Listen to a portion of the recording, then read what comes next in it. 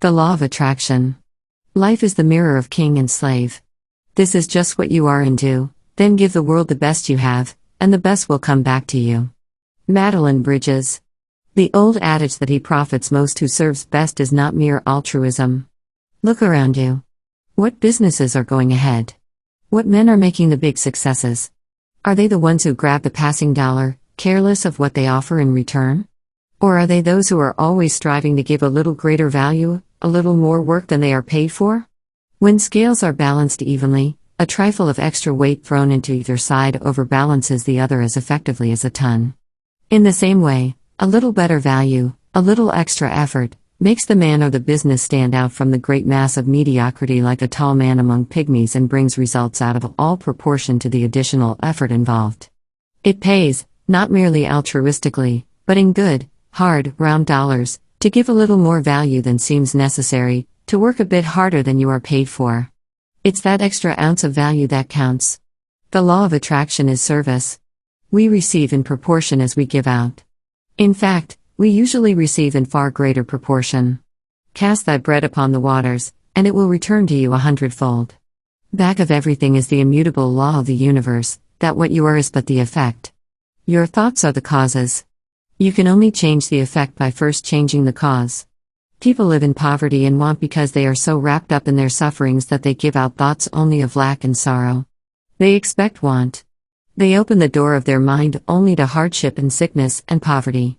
True, they hope for something better, but their hopes are so drowned by their fears that they never have a chance. You cannot receive good while expecting evil. You cannot demonstrate plenty while looking for poverty. Blessed is he that expects much, for verily his soul shall be filled. Solomon outlined the law when he said, There is that scattereth, and increaseth yet more. And there is that withholdeth more than is meet, but it tendeth only to want. The liberal soul shall be made fat. And he that watereth shall also be watered himself. The universal mind expresses itself largely through the individual. It is continually seeking an outlet. It is like a vast reservoir of water, constantly replenished by mountain springs. Cut a channel to it, and the water will flow in ever-increasing volume. In the same way, if you once open up a channel of service by which the universal mind can express itself through you, its gifts will flow in ever-increasing volume, and you will be enriched in the process. This is the idea through which great bankers are made. A foreign country needs millions for development. Its people are hardworking but lack the necessary implements to make their work productive. How are they to find the money? They go to a banker, put their problem up to him. He has not the money himself, but he knows how and where to raise it. He sells the promise to pay off the foreign country, their bonds, in other words, to people who have money to invest. His is merely a service. But it is such an invaluable service that both sides are glad to pay him liberally for it. In the same way, by opening up a channel between universal supply and human needs, by doing your neighbors or your friends or your customers service, you are bound to profit yourself. And the wider you open your channel, the greater service you give or the better values you offer, the more things are bound to flow through your channel, and the more you are going to profit thereby. But you've got to use your talent if you want to profit from it. It matters not how small your service is, using it will make it greater. You don't have to retire to a cell and pray. That is a selfish method, selfish concern for your own soul to the exclusion of all others. Mere self-denial or asceticism as such does no one good. You've got to do something, to use the talents God has given you to make the world better for your having been in it. Remember the parable of the talents. You know what happened to the man who went off and hid his talent, whereas those who made use of theirs were given charge over many things. That parable, it has always seemed to me, expresses the whole law of life. The only right is to use all the forces of good. The only wrong is to neglect or abuse them.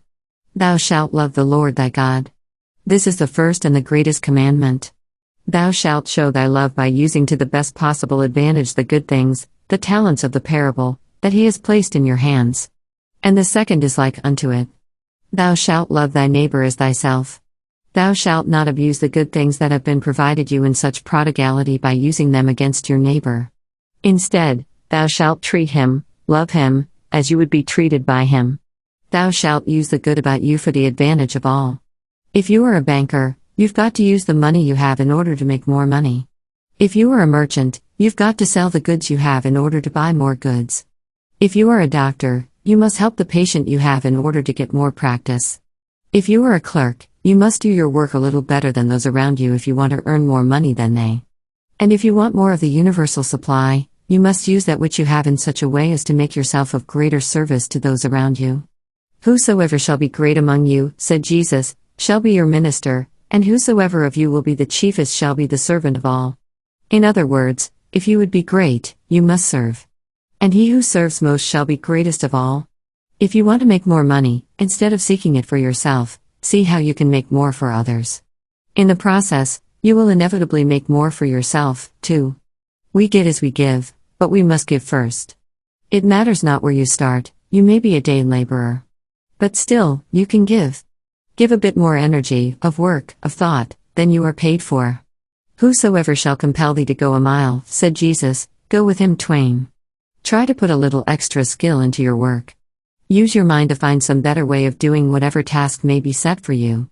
It won't be long before you are out of the common labor class.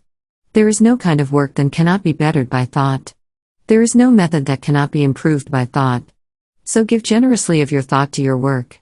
Think every minute you are at it, isn't there some way in which this could be done easier, quicker, better? Read in your spare time everything that relates to your own work or to the job ahead of you. In these days of magazines and books and libraries, few are the occupations that are not thoroughly covered in some good work. Remember in Lorimer's letters of a self-made merchant to his son, the young fellow that old Gorgon Graham hired against his better judgment and put in the barrel gang just to get rid of him quickly? Before the month was out, the young fellow had thought himself out of that job by persuading the boss to get a machine that did the work at half the cost and with a third of the gang. Graham just had to raise his pay and put him higher up. But he wouldn't stay put. No matter what the job, he always found some way it could be done better and with fewer people. Until he reached the top of the ladder. There are plenty of men like that in actual life. They won't stay down. They are as full of bounce as a cat with a small boy and a dog after it. Thrown to the dog from an upper window, it is using the time of falling to get set for the next jump. By the time the dog leaps for where it hit, the cat is up the tree across the street. The true spirit of business is the spirit of that plucky old Danish sea captain, Peter Tordenskjold. Attacked by a Swedish frigate, after all his crew but one had been killed and his supply of cannonballs was exhausted, Peter boldly kept up the fight, firing pewter dinner plates and mugs from his one remaining gun. One of the pewter mugs hit the Swedish captain and killed him, and Peter sailed off triumphant. Look around you now. How can you give greater value for what you get? How can you serve better? How can you make more money for your employers or save more for your customers? Keep that thought ever in the forefront of your mind, and you'll never need to worry about making more for yourself. A blank check. There was an article by Gardner Hunting in a recent issue of Christian Business that was so good that I reprinted here entire. All my life I have known in a vague way that getting money is the result of earning it, but I have never had a perfect vision of that truth till recently. Summed up now, the result of all my experiences, pleasant and unpleasant, is that a man gets back exactly what he gives out, only multiplied. If I give to anybody service of a kind that he wants, I shall get back the benefit myself. If I give more service, I shall get more benefits. If I give a great deal more, I shall get a great deal more. But I shall get back more than I give. Exactly as when I plant a bushel of potatoes, I get back 30 or 40 bushels and more in proportion to the attention I give the growing crop. If I give more to my employer than he expects of me, he will give me a raise, and on no other condition. What is more, his giving me a raise does not depend on his fair-mindedness, he has to give it to me or lose me because if he does not appreciate me, somebody else will. But this is only part of it. If I give help to the man whose desk is next to mine, it will come back to me multiplied, even if he apparently is a rival. What I give to him, I give to the firm, and the firm will value it because it is teamwork in the organization that the firm primarily wants, not brilliant individual performance. If I have an enemy in the organization, the same rule holds. If I give him, with the purpose of helping him, something that will genuinely help him, I am giving service to the organization. Great corporations appreciate the peacemaker, for a prime requisite in their success is harmony among employees. If my boss is unappreciative, the same rule holds. If I give him more in advance of appreciation, he cannot withhold his appreciation and keep his own job. The more you think about this law, the deeper you will see it goes. It literally hands you a blank check, signed by the maker of universal law, and leaves you to fill in the amount and the kind of payment you want. Mediocre successes are those that obey this law a little way, that fill in the check with a small amount, but that stop short of big vision in it. If every employee would only get the idea of this law firmly fixed in him as a principle, not subject to wavering with fluctuating moods, the success of the organization would be miraculous. One of my fears is apt to be that, by promoting the other fellow's success, I am sidetracking my own, but the exact opposite is the truth. Suppose every employee would look at his own case as an exact parallel to that of his firm. What does his firm give for the money it gets from the public? Service. Service in advance. The better the service that is given out, the more money comes back. What does the firm do to bring public attention to its service? It advertises that it is part of the service. Now, suppose that I, as an employee, begin giving my service to the firm in advance of all hope for payment. Suppose I advertise my service. How do I do either?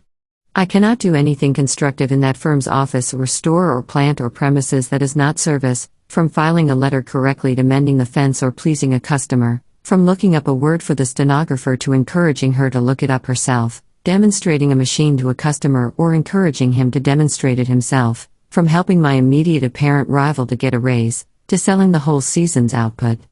As for advertising myself, I begin advertising myself the moment I walk into the office or the store or the shop in the morning. I cannot help it. Everybody who looks at me sees my advertisement. Everybody around me has my advertisement before his eyes all day long. So has the boss, my immediate chief and the head of the firm, no matter where they are. And if I live up to my advertising, nobody can stop me from selling my goods, my services. The more a man knocks me, the more he advertises me, because he calls attention to me, and if I am delivering something better than he says I am, the interested parties, my employers, will see it and will not be otherwise influenced by what he says. More than that, I must give to every human being I come in contact with, from my wife to the bootblack who shines my shoes, from my brother to my sworn foe. Sometimes people will tell you to smile, but the smile I give has got to be a real smile that lives up to its advertising. If I go around grinning like a Cheshire cat, the Cheshire cat grin will be what I get back, multiplied. If I give the real thing, I'll get back the real thing, multiplied. If anybody objects that this is a selfish view to take, I answer him that any law of salvation from anything by anybody that has ever been offered for any purpose is a selfish view to take. The only unselfishness that has ever been truly taught is that of giving a lesser thing in the hope of receiving a greater. Now, why am I so sure of this law? How can you be sure? I have watched it work. It works everywhere. You have only to try it and keep on trying it, and it will prove true for you. It is not true because I say so, nor because anybody else says so. It is just true. Theosophists call it the law of karma, humanitarians call it the law of service, businessmen call it the law of common sense, Jesus Christ calls it the law of love. It rules whether I know it or not, whether I believe it or not, whether I defy it or not. I can't break it.